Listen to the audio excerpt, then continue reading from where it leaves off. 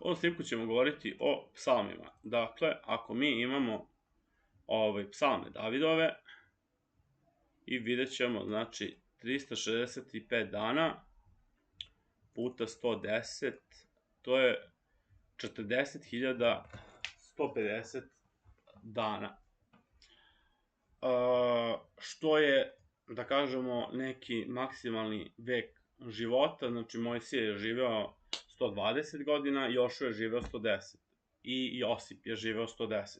Tako da ćemo uzeti u ovom snimku za primer Josipa i Jošu. Dakle, kad podelimo to na 150, dobit ćemo 267.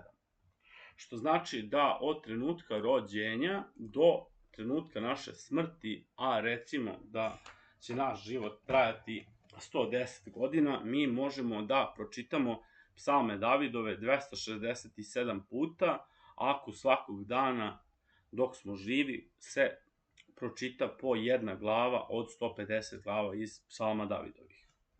Tako da bi to bilo po ovoj matematici, znači 267 dana. A sad ćemo da vidimo koliko traje čitanje psalama.